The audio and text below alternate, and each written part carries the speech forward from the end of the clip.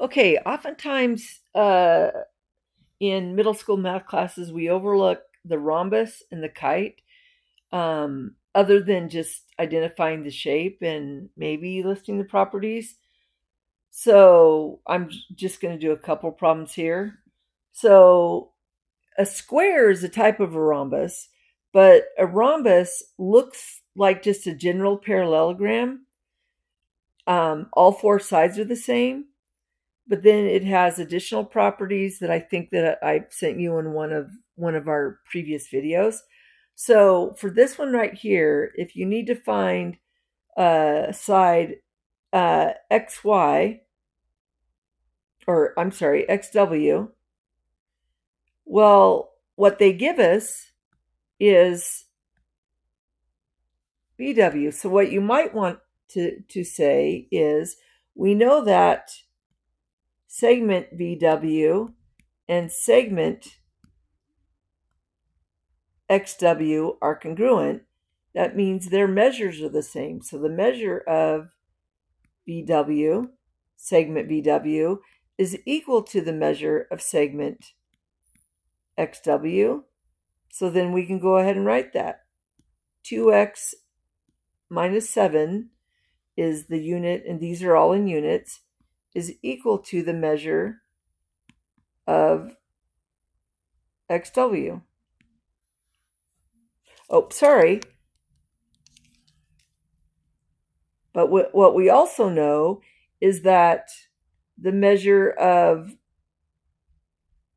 VW equals the measure of segment VY. So 2x minus 7 is equal to x plus 3. And then you're just going to have your students use their algebra skills. So subtract x, add 7 using the equality properties. So this is 10 units. So the measure of x is 10 units. So if we put 10 in here and 10 in here, they should equal the same. 10 plus 3, this is 13 units. So right here, VW, we can put 2 times 10, subtract 7 is equal to the measure of XW. 20 subtract 7 is 13 units. And that's equal to the measure of segment XW. Yep, this is 13 units, this is 13 units. And same with this, we know that those two sides equal each other.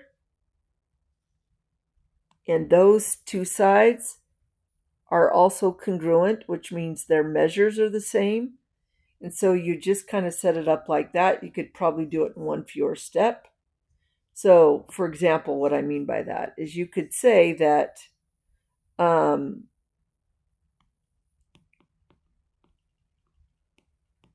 rhombus TU BW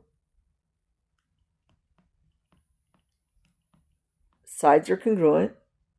So that means that we could say WT is congruent to TU is congruent to UV, which means their measures are the same.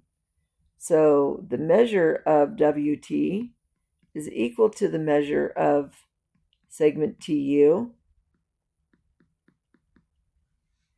which equals the measure of segment UV.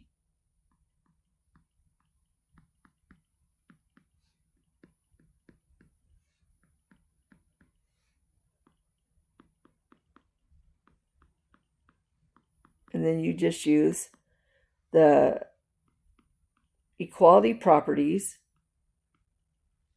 Okay, but that gives us what x is. Then you would just substitute x. So 2 times 6 is 12. 12 plus 3 is, this is 15 units. 3 times 6 is 18. Subtract 3, 15 units. So that means the measure of UV is 15 units.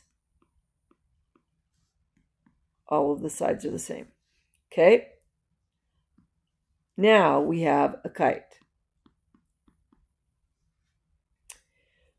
And again, to review the properties of a kite, we have two sets of adjacent sides that are congruent. All four sides are not congruent. And then we have these diagonals. So we have typically this longer diagonal and a shorter diagonal. The longer diagonal, I'll put longer here, bisects the shorter diagonal and is perpendicular. The other thing that you need to know is that the upper part of the kite form isosceles triangle. That means this side, oh, I should have put this. Since that marking of one tag. So the upper part of the kite segment is congruent with the short diagonal parts that were bisected. So that's what you need to know. So look at what we have. DA is congruent because of the properties of a kite to AF. That means the measure of DA is equal to the measure of segment AF.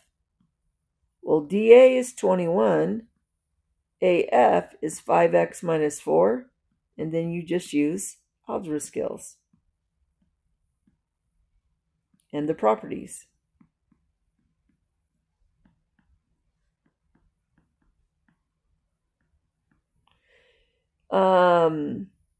So solve for x. In this case, x is 5, and then do the check. We know since DA is 21, this is supposed to be 21.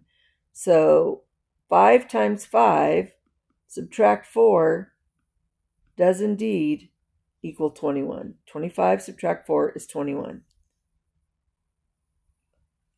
Okay, and then notice down below I have the properties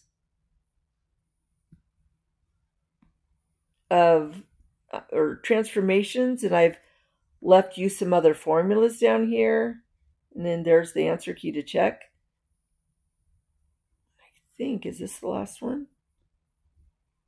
Yeah, this is the last one.